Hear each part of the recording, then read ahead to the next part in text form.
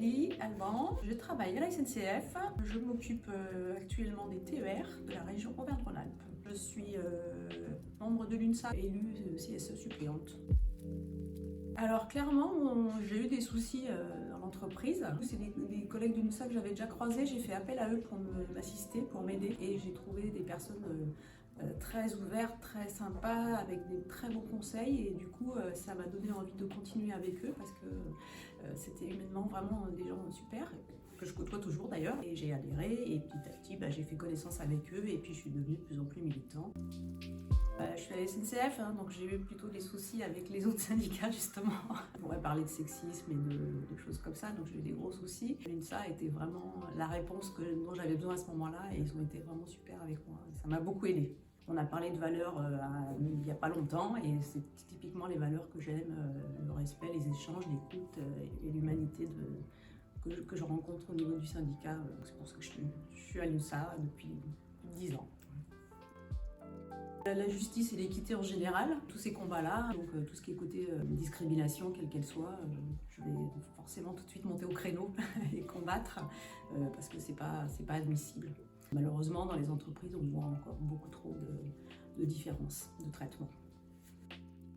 C'est défendre les valeurs, montrer aussi aux personnes qui ne sont pas seules, leur apporter des outils et de l'aide qui pourraient avoir besoin. Les gens se sentent beaucoup seuls et souvent démunis aussi, ils ne savent pas déjà les droits dont ils bénéficient. C'est la base, ils ne connaissent pas et souvent il suffit qu'ils aient un contact et que quelqu'un leur explique que ça, ce qu'ils sont en train de vivre, c'est pas normal. C'est vraiment apporter de l'aide aux personnes qui ne savent pas vers qui se tourner, qui ne connaissent pas malheureusement le droit et qui bien souvent vivent des choses difficiles. En fait, c'est des combats au quotidien. Quand on arrive à faire reconnaître juste un droit, quelque chose de légitime dans l'entreprise, c'est déjà une grande victoire parce que malheureusement, souvent la hiérarchie la plus proche, elle ne connaît pas forcément non plus ni le droit, ni comment ça fonctionne. Du coup, ils bafouent un peu les règles élémentaires. Donc déjà, rappeler ça, c'est pas évident de leur rappeler déjà les règles de base. Les victoires, je dirais, c'est faire en sorte que les agents se sentent bien dans leur travail, ce qui est malheureusement compliqué. Donc déjà, ça, c'est des victoires au quotidien. Alors, c'est un peu compliqué, souvent, des adhérents qui attendent une réponse tout de suite. Il faut aussi, par notre expérience et nos connaissances, leur expliquer que oui, on est là, mais ça ne peut pas être tout de suite. Ou ok, j'ai compris ton problème, mais on ne va pas le solutionner tout de suite, si c'est pas possible. Des fois, ça se règle très rapidement. Être là présent pour les adhérents et pas comme on entend souvent que les élections arrivent, vous ne avez pas vu depuis des années. Montrer qu'on est là tout le temps et pour tous les sujets.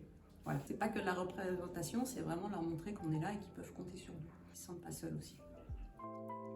Ce que j'aime aussi, ce côté convivial avec l'UNSA, c'est-à-dire qu'on est content de se retrouver, même quand on ne se connaît pas, on est de l'UNSA, donc on est content d'être là et de sentir cette énergie de groupe. J'ai fait pas mal de manifestations, oui, donc c'est ce côté vraiment pas juste festif, c'est-à-dire qu'on se sent dans un collectif et on sait qu'on ne se connaît pas, mais on est content d'être sous la même couleur et on sait qu'on peut faire des choses en étant ensemble, cette ferveur collective. Comme tout adhérent, c'est-à-dire quand j'ai une question, je sais vers qui me tourner et si la personne vers qui je me tourne n'a pas la réponse, elle va elle-même demander à la personne ressource qui aura la réponse pour moi. Ça m'accompagne constamment, notamment dans les différentes missions que j'ai. Elle m'accompagne régulièrement sur des sujets très très variés. Ouais. Ce côté collectif qui fait qu'on arrive toujours à trouver une ressource ou des aides d'un côté comme de l'autre.